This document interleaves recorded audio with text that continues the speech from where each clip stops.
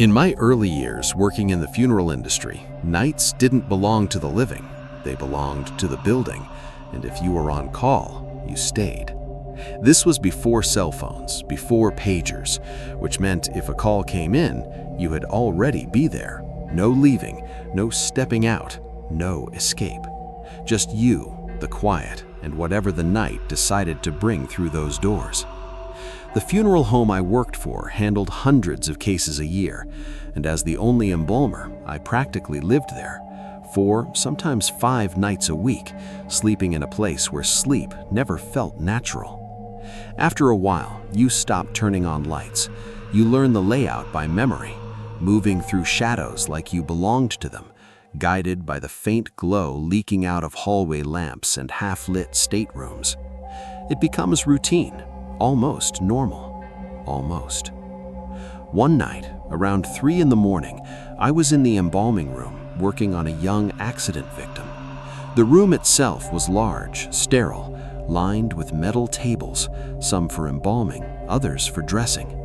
That night, like many others, it wasn't empty. Several bodies rested under dim overhead lighting, covered, still, silent. 2 doors led in and out, one toward the garage, the other opening into a long hallway that stretched past the staterooms and into the front lobby. The way the tables were positioned, my back was turned toward that hallway door. I didn't think much of it. I never did.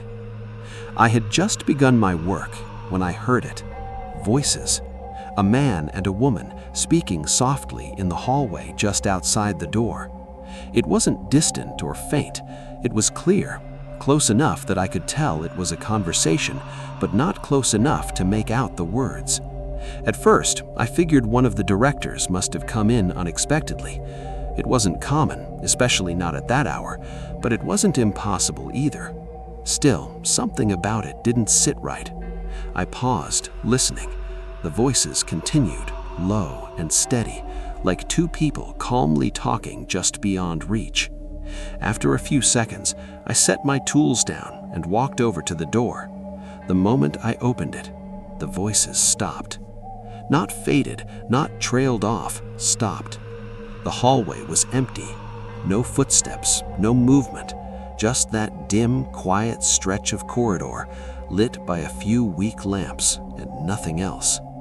I stood there for a moment, letting my eyes adjust, waiting for someone to step out, say something, explain it, but no one did. I told myself it was fatigue, long hours, too many nights alone. That kind of thing plays tricks on you. So I closed the door and went back to work. 5 minutes later, the voices came back. Same tone, same distance, same calm, low conversation, like they had never left. This time, I didn't hesitate. I walked straight to the door and pulled it open. Again, silence, instant, absolute. And again, nothing was there. At that point, I should have been more concerned, but something about working in that environment dulls your reaction to the strange. When you spend your nights surrounded by the dead, your mind builds defenses. You explain things away because the alternative is worse. So I shut the door again and kept working. That's when everything changed. A few minutes later, a scream tore through the hallway. Not a shout, not a startled yell, a full, raw, desperate scream, the kind that comes from someone in pain or fear or both. It echoed through the building, sharp and sudden, cutting straight through the silence like it didn't belong there. This time, I knew it wasn't my imagination. I dropped what I was doing and moved quickly toward the door. My first thought was simple. Someone must have been left behind after visitation. Maybe they fell asleep in one of the staterooms and woke up alone, confused, terrified in the dark. It happens more often than you think. I stepped into the hallway, the air colder than it had been before, and started toward the staterooms. The lights were still on in a few of them, dim lamps casting long shadows across the polished floors. I moved from room to room, checking each one, expecting to find someone, anyone. But every room was empty, every chair untouched, every casket exactly as it had been left. No movement, no sound, nothing. I kept going, checking every corner, every doorway, every possible place someone could be hiding or waiting. But the deeper I went, the quieter it got. That kind of silence that presses in on your ears, like the building itself is holding its breath. Eventually, I turned back toward the embalming room, trying to make sense of it. If someone had been there, they must have left. That was the only explanation. So I went to check the doors. One by one, I tested them. Locked. Every single one. Front entrance, side doors, rear exit, all secured from the inside, just as they should have been. And if any of them had opened, even for a second, the alarm would have gone off. It never did. That's when the realization hit me, slow at first, then all at once. No one had come in, no one had left, which meant whatever made that sound was still inside. I made my way back down the hallway, slower this time, more aware of every shadow, every flicker of light. As I reached for the door to the embalming room, something caught my eye.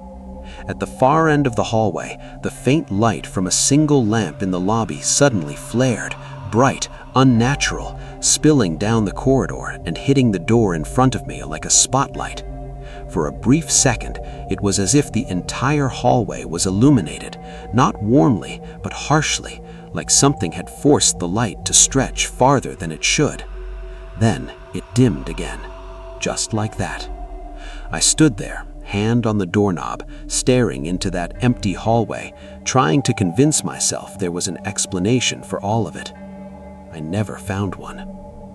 I went back into the embalming room and stayed there for the rest of the night. I didn't leave, not even once. Surrounded by the dead, I felt safer than I did in that hallway.